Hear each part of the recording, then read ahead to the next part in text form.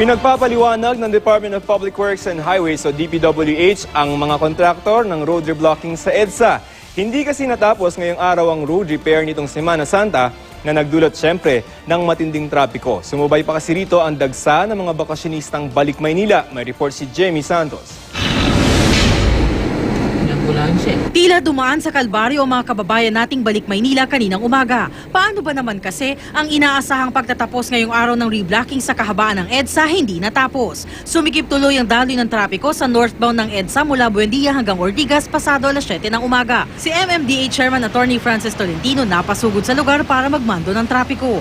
Pinabuksan ng zipper lane sa kahabaan ng EDSA northbound lane mula Pioneer hanggang bahagi ng Mega Mall. Bandang alas 9 ng umaga, binuksan ang buong EDSA sa trapiko. Tensyonado lang ng konti dahil may mga parating na kababayan tayong pauwi. Napakalaki ng tulong ni Secretary Singson kasi nag-open naman yung Ayala Tunnel kaninang umaga. Merong nakapag-umpisa ng late,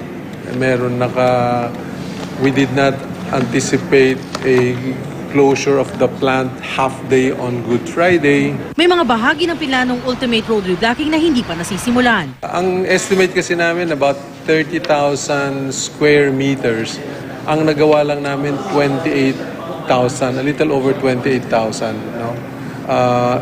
Pero makita nyo naman, ang haba nung ginawa namin. Pinagpapaliwanag na ng mga otoridad ang kontraktor ng hindi natapos na road repairs. Hihintayin na lang din daw ng ahensya ang sagot ng mga ito.